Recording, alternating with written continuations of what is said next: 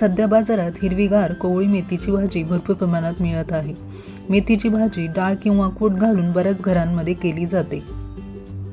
आज मी तुमच्यासोबत मेथीच्या भाजीची अशी एक रेसिपी शेअर करणार आहे जी घरच्या साहित्यात अगदी रेस्टॉरंटसारखी होईल आणि ज्यांना मेथीची भाजी आवडत नाहीत ते सुद्धा 2 पोळ्या त्यासोबत अधिकच खाते.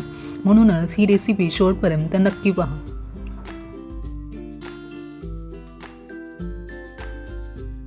नमस्कार, माझ्या चॅनलवर तुमच्या सगळ्यांचं मनपूर्वक स्वागत.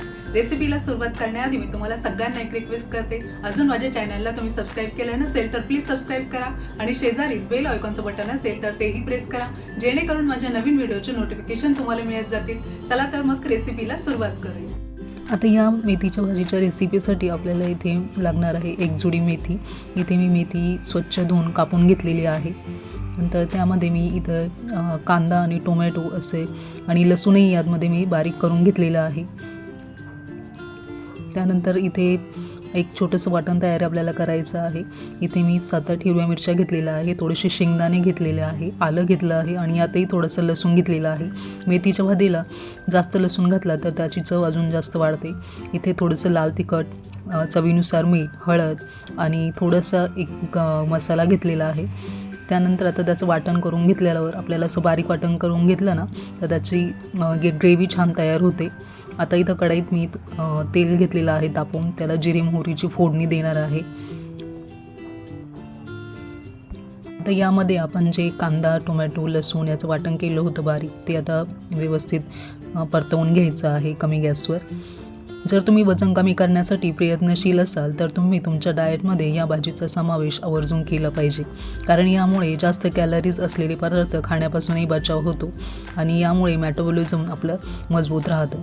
आता ते कांदा टोमॅटो परतून झाल्यानंतर मी मेथीची भाजीसुद्धा त्यामध्ये टाकलेली आहे आणि तीही व्यवस्थित परतवून घेणार आहे.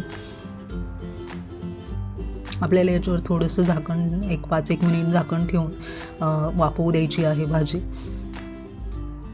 ही रेसिपी अगदी कमी साहित्यात होणारी आणि कुटुंबातील लहानांपासून मोठ्यांना आवडेल अशी आहे, त्यामुळे ही रेसिपी तुम्ही नक्की ट्राय करा.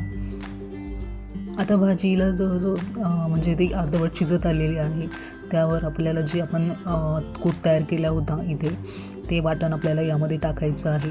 इथे माझ्याकडनं थोडंसं वाटण जास्त झालं होतं, त्यामुळे मी भाजीला जेवढं गरज आहे थोडं वाटण यामध्ये टाकलेलं आहे आणि बाकीचं वाटण बाजूला ठेवलेलं आहे. आता ते वाटण व्यवस्थित भाजीमध्ये मिक्स करून 5-1 मिनिट आपल्याला व्यवस्थित ते कमी गॅसवरच असं मिक्स केल्यानंतर जे आपण लाल तिखट, मीठ आणि ते काढलेलं होतं ते सर्व मी यामध्ये व्यवस्थित मिक्स केलेलं आहे.